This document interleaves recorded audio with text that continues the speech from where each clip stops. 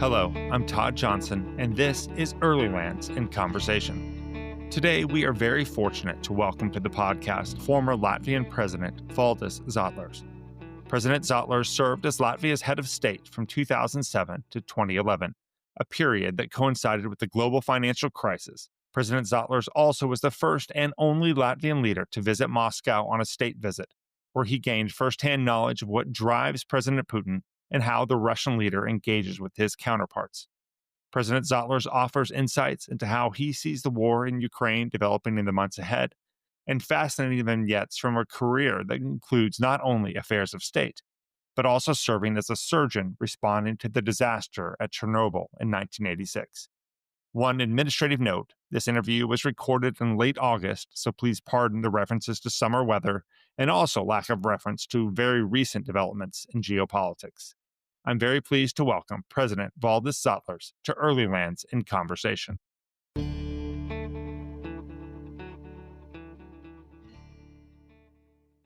Well, Mr. President, thank you very much for joining us today.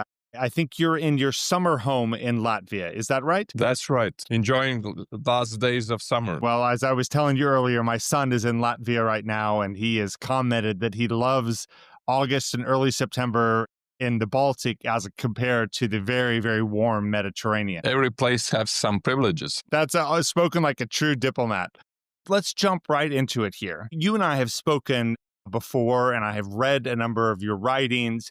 I think it's hard for us not to jump into the question of Ukraine because it is so integral to everything that Latvia and the Baltic states are facing. You're a frequent commentator on the subject of the war in Ukraine, and you have very unique insights based on your time as the Latvian head of state in terms of directly engaging with President Putin and other senior members of the Russian government, like Foreign Minister Lavrov. Provide us your perspective on what is driving Putin's relentless pursuit of this war. We have over 1 million killed and wounded Russian soldiers, let alone the hundreds of thousands of Ukrainian soldiers and civilians.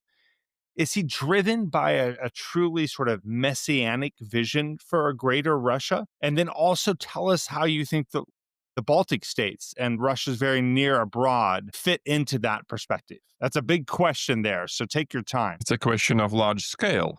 That's right. That's right. We have to go back to 2008 when Putin in NATO-Russia's Council in Bucharest proposed division of Ukraine. Right.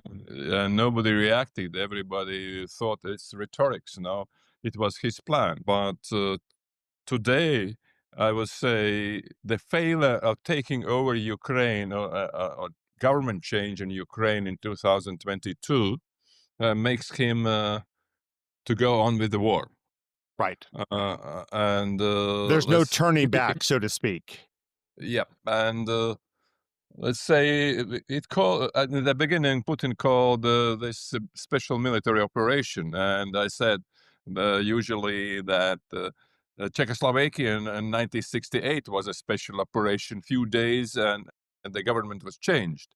And the Czechoslovakia was taken over. This didn't happen in Ukraine. And this special operation turned into a very, very nasty war. Putin couldn't say that he has failed. He said, we are not in a hurry. We can be in a war for many years. Unfortunately, that changed the whole, let's say, economic and social system in Russia. The economy is absolutely wartime economy. And the business people switched to this change very quickly because they are profit-driven persons. From the second point, Putin has a social contract with the society, military contract. Those who work in military industry, those who are in army, they are very better off today than they were before. And for Putin himself, it's very difficult to be in a power without war. We have to understand it. Because if the war stops, all this system created nearly in 15 years, it will collapse very, very quickly. And the Russians don't like failures. If their leader has failed, they will really, with no hesitation, they will switch to another leader. That's very interesting. Well, then tell us, Are you aligned with the thinking that he's gone to war in Ukraine because he fundamentally does not believe that Ukraine should be a sovereign state? Is that an argument that you're aligned with? Yes, he thinks that the collapse of the Soviet Union was a geopolitical failure. And from that point of view, he needs Ukraine economically and military. And always look at Russian diplomacy. They are based on military interests. And all the, let's say, peace or ceasefire treaties, remember Minsk, Right, right, they said, okay, we agree on that, but after 2 weeks, not today, because we have to take over Debeltseva because it's important for the future military actions. So we have to look at at his thinking and then Russian, foreign policy as expansion policy. They want to expand. They need to expand. They need enemy. They need practically, it's a colonial power. Many people say that's empire. No, it's colonial empire. It's very important to say colonial from the history of Russia. Well, then that's a very nice segue to go into that question of where do the Baltic states and the near abroad, but particularly the Baltic states, fit into Putin's thinking? Does he see them through the same lens as he sees Ukraine, i.e., they are part of the greater Russia and they have, they need to be pulled back into the orbit? Or is it a different lens that he sees Lithuania, Latvia, Estonia, but also potentially, Poland and such? You see, Baltic states is absolutely different question. Because of history again, we were conquered by Estonia and Latvia by German crusaders in the 13th century. And for 700 years, the tradition and the elites and again, the economy was based on German vaults. And it was until, the great social revolution in 1970. So this was different. Even, the Duchess of Kurland was incorporated in Tsarist Russia only in 1795. So the German Balt influence in the Tsars, elites were Right. very influential.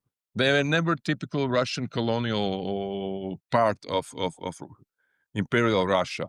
So Right. that's different. And again, these 20 years being a sovereign state, it changed a lot. And to regain the independence, we have definite goals. It was not just the collapse of the Soviet Union. We were ready, Many other, Soviet republics was taken by a surprise. Oh, they are independent, we Right. know what to do. And this is a big change. And I know Putin knows that. And therefore, I would not say the 100%, but he is not willing to attack Baltic states. That Okay, we cannot trust him at all because when he said, I'm not attacking, I'm not going to attack Ukraine, they were lies. Today he says that we are not going to attack in any country in Europe. It might be lies, So we have to prepare for a person who is lying all the time. I think that's been proven many, many times that his word should not be relied upon, particularly when it comes to national security questions. We've mentioned the name Putin probably 10, 12 times already in the few minutes that we've spoken. You're one of the few people in the world who can say that you have engaged directly with Vladimir Putin. What did you notice about the man? His habits, his preparation style for meeting, his decision-making cues. Give us your sense of the man that you dealt with when you were co-equal heads of state. You see, when Putin was a student in KGB university, he was perfect in a subject called verbovka in Russian. That means recruiting new agents. So he is perfect in manipulation with people, And when I became a president, I met a lot of presidents who said they don't know how Putin makes it, makes Western leaders to follow his line. And they said he has some button which he pushes, and Bush sees him as a very innocent person. I Right. said there must be a button, inside Putin himself. So I tried to investigate Right. what a person is Putin. And when I finished my memoirs, and 2014, they were published 2015. I described him as a mixture of KGB officer and a judo wrestler. And this is a specific thinking, A couple weeks ago, I saw the same comparison, somewhere in the internet. That's true. He rules the country as a KGB operation. Right. And his let's say, fundamental, let's say, principles of how to deal with diplomacy or how to deal, with foreign policy is based on these instincts. Judo, Right. and this mixture makes him, a very talented person. Just a fundamentally different framework for engaging with people and certainly his peers than, say, a Western European leader that thinks about elections, that thinks about give and take. And I think we're well aware of how Putin engages with NATO leaders. We'll leave aside the question of Donald Trump right now. But how do you think, does he practice that same approach when he engages with other autocrats, President Xi or North Koreans or Iranians and such? Does he still have that same lens? Or do you think, is there a sense that he approaches his fellow autocrats in a different way? He treats them in the same way because he has his own method. So he takes some pattern how to approach the definite leader, whether it is democratic or whether it is authoritarian. Right. He tries to open the guy to be nice, and to achieve his goals. Because if we're talking about diplomacy, it's usually seeking compromises. Right. Putin is not seeking compromises.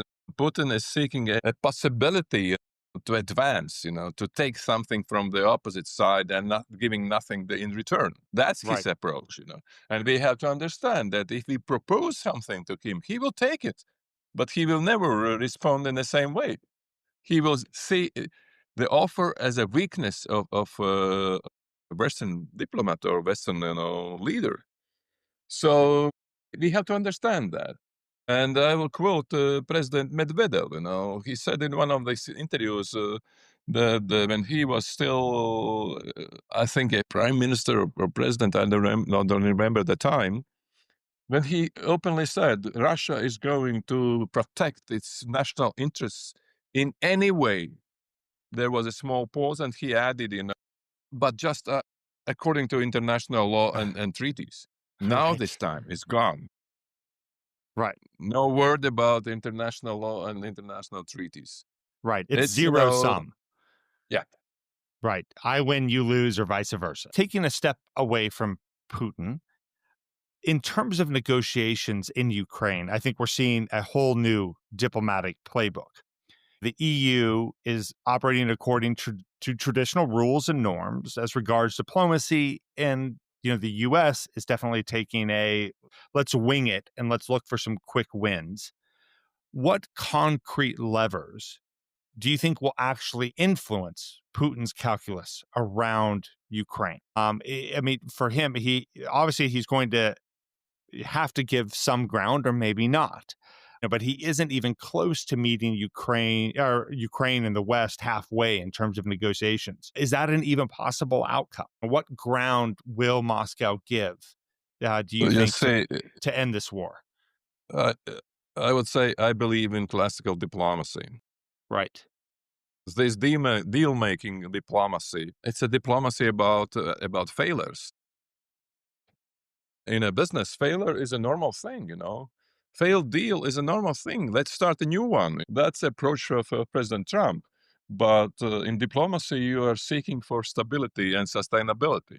This deal-making diplomacy is not sustainable, as we see already in a half year. Not too much success, and it will not work in the future too. Russia's diplomacy is absolutely different, as I said. They want to gain dominance. It's a big difference from the Soviet leaders. The Soviet leaders tried to gain parity between US and USSR, and I call it a controlled confrontation. And they were caring about the people, of their country, and they were caring about the peace. And therefore, in those times, a lot of arms control treaties were signed. Today, we have none.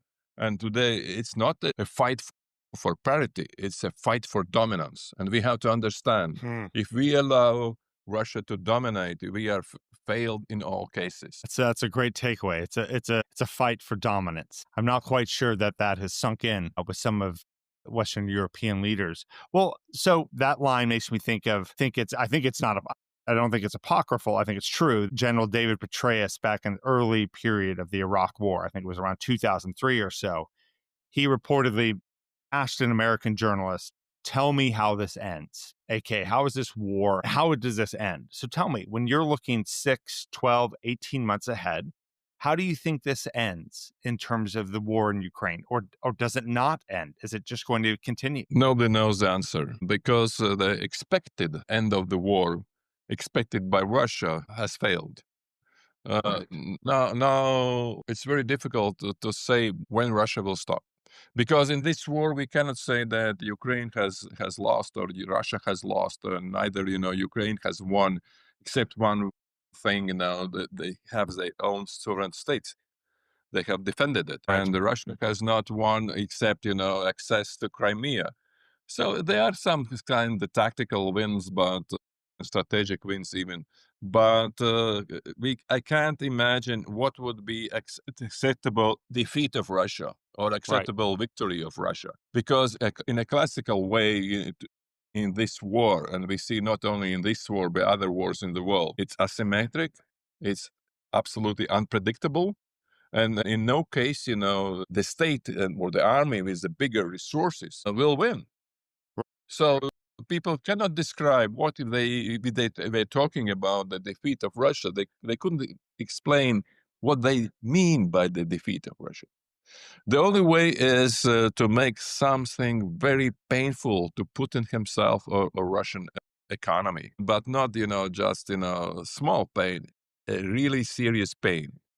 And therefore, if we can cut the cash flow to Russia, Right. which is a difficult task, if we can lower the oil prices, so to make Russia impossible to go on with the war, because they'd have no other intentions to stop it. And it's also very well seen from the Trump-Putin's relationship. Russians are not ready to stop. They Right. never said it. They even said so cynically, that Trump has, let's say, too high expectations, and that's why nothing had happened in the peace talks. So Right. we are dealing with a very, very difficult partner, I would say, because it's not a partner. Exactly. That's a very loose definition.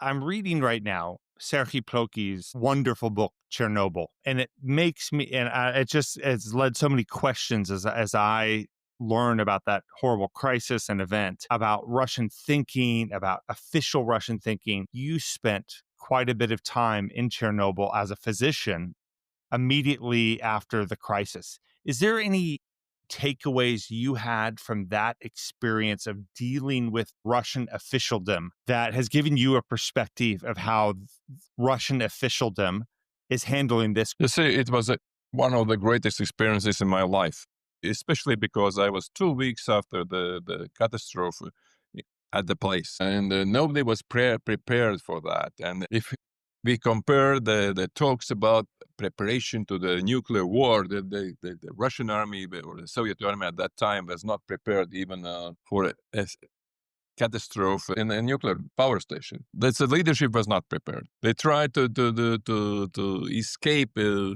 from the problem in an ideological way, and that's a big problem. If you think that ideology will solve the technical problems and scientific problems, it will never happen. And the same is relevant for today. If you only the ideology is not a communist ideology, it's a military ideology present now in today's Russia. So, okay, then they think that by military means they can solve any political or problem. That's not true. That's not true. We have seen a lot of things. Wars are started by kings or presidents, but they are ended by people. Right. And I don't see at present, the Russian people are ready to stop the war. That's a big Right. problem. And when people are talking about engagement of civic society in Russia, I'm sorry to say that there's no civic society in Russia. People in West cannot understand that, but that's true. There is no civil society in Russia, right? Yeah. Has it, is that always been the case in your mind, or has that really ended as a strain of civic life in Russia over the past 2 decades with Putin? Yeah, it was done in a gradual but very, perfect way for Putin creating his vertical of power and the system of governing, So the oppressions are increasing with each year, even now. But the question is how far he can go. One day it will collapse. But according to my Chernobyl experience, what I really understand, the nuclear weapons are threatening weapons. They are not useful in a battlefield. Uh, and many people, don't understand that in the West. They are threatened. Nations will use nukes, uh, they will not. They may use them in a desperate situation and not in a battlefield. Right, Somewhere, just destroying some city in western part of the world. But it's about threatening. It's not about military gains in the battlefield. right. Therefore, I am pretty reluctant to say that we should be, afraid of Russian nuclear power. That's a great takeaway. Let's shift a little bit to speaking about the Baltic states in particular. They clearly live up to the phrase that they punch above their weight. And do you think that there is a small state, I don't know, maybe playbook for today's geopolitics? You see, there's a perception around the world that geopolitics are made by superpowers. Right. In the last 2 years, somebody is talking about the middle powers like Turkey, for example, But I would say the alliance of small states will play in geopolitics politics very influencing role. And it's not only about the Baltics; it's a Baltic Nordic region. Right. That means Scandinavian and Baltic states together, 8 countries together, can influence, let's say, decision making in Europe. Baltic states, in particular, have this Russian expertise. We are experts on Russia, because we have lived in Soviet Union for 50 years. And also, we have, 25% of Russian community here. Indeed. And so we know a lot about what's going to happen in next coming years or next coming months. And what has changed in the war started in Ukraine, West starts to listen to us. Up to that moment, we were just Russophobes. Right. And, I am the only president in 100 years of the history of Latvia who visited Russia on an official visit. So it's not about being Russophobes. It's about, not accepting any aggression to neighbors. I think you were at the very forefront of that, what you did with the official visit, and now you see other Baltic leaders such as Kaya Kallas and others playing a very, very active and vocal role, and I think kind of pushing much larger states to take some responsibility. What should Europe do? And I know, using the Kissinger phrase, "Who do you call when you're calling Europe?" But what should Europe do immediately to ensure against the unpredictability that they're now seeing from Washington in terms of the US as a partner? Where do you see that Europe can fill this yawning gap that has been left by the US as a stable partner in Europe? You see, it's time to start to speak very openly in a very substantial way. Ukraine must be economically and military integrated in Europe. That's, European Union and NATO. And there's no other option because if we want a sustainable peace in Europe, if we want, to stop Russia in the future, in their future actions, we have to say it very, very loudly and publicly. Okay, it will be, let's say, irritating for Russian leaders. They will react in a very hysteric way, but there are no other options. All the other options are half steps toward peace, or let's say peace for a couple of years. We Right. need a sustainable, long-lasting peace in Europe because the European Union is a peace project after the Second World War and very successful peace project. We should understand that our project is under threat and we have to act because if we don't do that, Ukraine economically be in a very strange situation. They cannot make business with Russia, and they can make business with Europe, but it's unsustainable. If you look at military, Ukraine has the most advanced and experienced army in Europe. To leave this army alone in the middle of Europe is a big mistake, because this will create possible tensions, possible conflicts, possible wars. We should understand that, and we should tell our people, the politicians of Europe, that it's absolutely necessary and that we are going to do that. And again, there is a question how to achieve it, in which steps. But when people say that nobody promised Ukraine to be in NATO promised in 2008. In the declaration of Bucharest summit, there is, and Ukraine someday will become a member state. What are the methods? What are the roadmaps? It's an absolutely different question. But we have to keep in our minds the ultimate goal. It's very important. The ultimate goal is to integrate Ukraine militarily and politically. Take that question and answer, where does the U.S. fit in that in terms of how European leaders should think? Should they still think of Washington, Donald Trump, or whoever it may be, as critical in that process of embedding Ukraine, or should they view it as a nice to have, but something that they can't rely upon? I would answer in a very simple way. Transatlantic cooperation and alliance is the most important thing.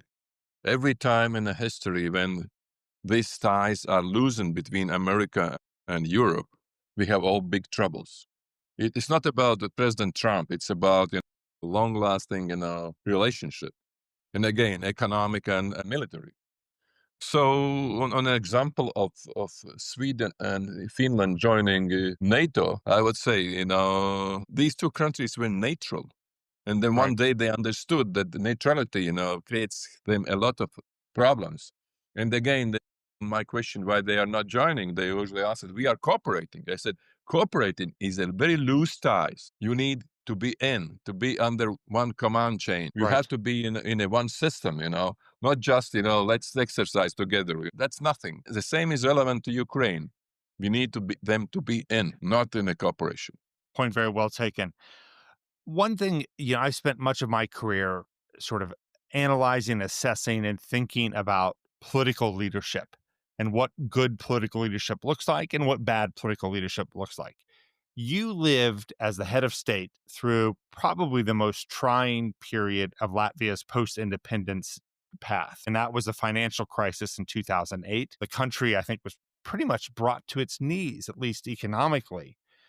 What was, from your experience and Latvia's experience since 2008, what were your lessons that you've learned that other countries should keep in mind when confronting this adversity? Because I do think it's important. I mean, the sort of the gut punch that the average Latvian took in terms of their income and such, but democracy remained and the country continued to grow and consolidate the democracy despite that horrible 12 to 24 months.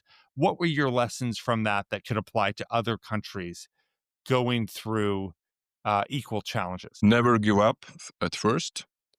Keep the democratic principles alive and practice them.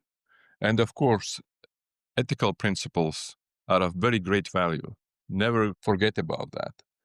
If you have these ethical principles and democratic principles, you are so strong that you can overcome any problems you face, but never give up. Do you feel that those principles were deeply embedded in the average Latvian, that to them, even though they may have seen their paycheck cut in half in 2008, that it was still as important or more important for them to ensure that the stability or the consolidation of the democracy they'd fought so hard for remained? I just think that it was amazing what they went through.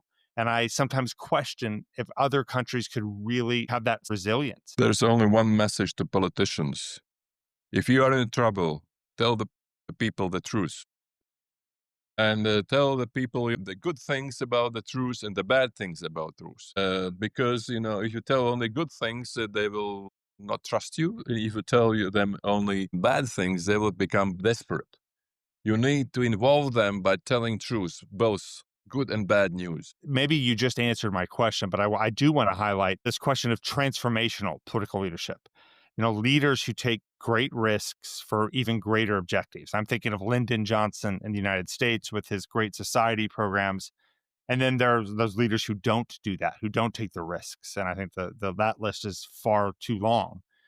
In 2011, you invoked your constitutional powers at the head of state to force a referendum to dissolve the Latvian parliament. And it was at great political risk, I think, for you, but you did it. And you had a lot of political opposition, but in the end, I think you're supported by the overwhelming percentage of Latvians. Tell us about that decision making and what principles were behind that. You see, when the parliament becomes dysfunctional, there's no other option. When you cannot negotiate with the parties about, how to go on with the parliamentary life, when there is no anymore, a border between the position and opposition, everything is confused and the power is going out from the building of parliament. That means, something is absolutely wrong. And you had to send a signal that if parliament is unable to function, then you have to just create the new elections. Despite in Latvia's constitution, it was a very lousy point because it takes about 5-6 months. It's not like 6 weeks like in many countries. Right, right. And it goes through the referendum, and that was also a decision that we have prepared for. Decision was made pretty easily because it was based on real facts. What was happening in Latvian politics, especially what was happening in the Latvian parliament. I had to make the parliament functional again. And you found that I think it was an overwhelming percentage of Latvians supported you, despite their elected representatives giving you an immense roadblock. You found the population was very much behind you, and I think that kind of changed really the role of the presidency, if I'm not mistaken, in Latvia. That it could be a real role, a real entity for change. You say you can make such decisions where there is really, as you said, the necessity for change. When everything is functioning very well, nobody has used this, let's say, power of president since that time. Right. That means, and the people, journalists ask me, should we resolve parliament? I says, there's no reason today. The parliament is maybe, very successful one, but it's functioning. You have to elect, other people, if you want, but it's functioning. And let's say, for the voters, it's sometimes very difficult to understand that. What's functioning and what's not functioning parliament. They just are upset, and that's all. They want to change. Okay, elections will come, and they may change. They'll take the chance of change. Right, right. They have to, institutions have to go through crises, right? And they're part of the growing pains that then create a more robust institution going forward. And, what you did nearly 15 years ago was certainly part of that journey for the Latvian parliament. Aligned with that question, are there other political leaders, or it could be military leaders or civil society leaders, that you have particular respect for and perhaps that you've drawn inspiration from? And I'd be particularly interested, if there are those from Latvia or the Baltic states who we may not know, but who you rate very highly as leaders. You see, this is question which is often asked to me, and my answer is always the same. I collected the good ideas for many people. Being a surgeon, I had to collect big data based on experience, and I collected the experiences of many political leaders, both in Latvia and also worldwide, to put all these things together, because it's like a Bible, you can find a description of any situation in this book. So you have to collect, because if you want to be, let's say, personality yourself and not to copy somebody, Right. You have to collect this. There's not one playbook that you follow or don't follow. You should be ruthless about adopting what seems to work elsewhere, right? It's very important to have some self-criticism and to have, self-analysis. Right. Self-awareness is key. And I think far too often that is something that is missing in political leaders.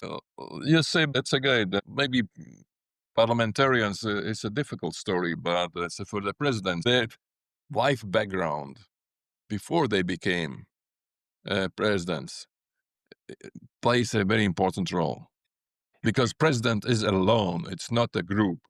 And he has to make the decisions, himself. Okay? Or he may use advisors, but he has to make decisions himself. Right. And therefore, the background, let's say physician, civil servant, or lawyer, or whatever, scientist, it makes the president to be a very specific president. It's lonely at the top, but I guess that's why they call it the head of state. Yeah. Yeah. I think that's a great way to wrap up. A last question that I always ask our guests is to recommend 1 to 2 books that help us better understand. It could be Latvia, it could be their region, it could be questions of political leadership. We've got Russia, of course. We've covered so much here. But what would you recommend for our Earlylands in Conversation nightstand? A book or two that you think that are really important for you and maybe your political life or just in your personal philosophy? I would say just come and visit Latvia. Or to come and visit all 3 Baltic states. They are different, at the same time united. And you will get much more, takeaway than just reading a book. Because if you read the books how to behave in a different country, usually what they write about Latvia is absolutely wrong. I'm Right, sorry right. to say that, but at a glance you cannot catch it. It's better to come and visit and see with your own eyes.